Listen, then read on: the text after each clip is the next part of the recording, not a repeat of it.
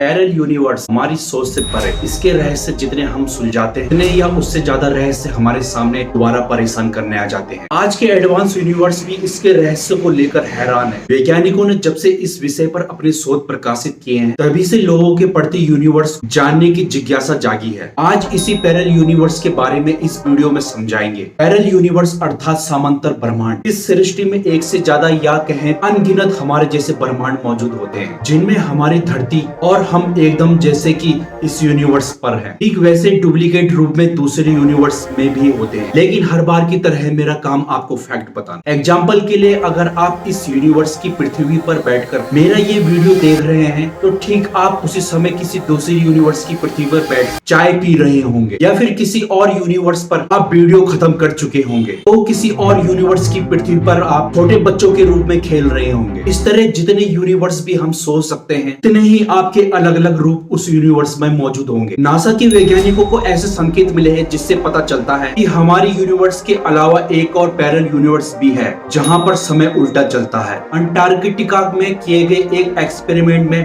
न्यूट्रोनियस particle के आधार पर वैज्ञानिकों ने ये थ्योरी दी जिस पर और रिसर्च की जरूरत है। नासा के अंटार्कटिक इंपल्सिव ट्रांजिट एंटीना ने एक बड़े से बैलून पर इलेक्ट्रॉनिक एंटीना को अंटार्कटिका में ठंडी और सूखी हवा में ऊंचाई पर टिकाया। वहां पर रेडियो नॉइज ना के बराबर होती है, इसलिए रिजल्ट पर ज्यादा असर नहीं होता। आउटर स्पेस से हाई एनर्जी पार्टिकल्स आते रहते हैं जो वहां की तुलना में कई लाख गुना ज्यादा ताकतवर होते हैं। कम एनर्जी के पार्टिकल्स न्यूट्रॉन्स बिना किसी पार्टिकल से इंटरेक्ट किए पृथ्वी से दूरी पर आर पार हो सकते हैं। हालांकि हाई एनर्जी के पार्टिकल्स सॉलिड मैटर के आगे रुक जाते हैं। इसका मतलब है कि high energy particles outer space से सिर्फ नीचे आते वक्त ही डिटेक्ट किए जाते हैं, क्योंकि तब ये रोके नहीं जा सकते। यानी अगर ज्यादा भारी पार्टिकल्स ट्राई न्यूट्रिनो पृथ्वी से निकलते वक्त डिटेक्ट किए गए, इसका मतलब यह है कि ये टाइम में पीछे चल रहा है। इस एक्सपेरिमेंट से जुड़े वैज्ञानिकों ने पैरेलल यूनिवर्स कैसे संभव है इसे आसान भाषा में समझाया। वैज्ञानिकों ने कहा इसका सबसे सरल स्पष्टीकरण ये है कि 13.8 बिलियन साल पहले बिग बैंग के समय दो यूनिवर्स बने, एक हमारा और एक वो जो हमारे दृष्टिकोण के समय के साथ पीछे की ओर जा रहा है। बेशक यदि पैरेलल यूनिवर्स के समय कोई रहता है तो उस दृष्टिकोण में हमारा यूनिवर्स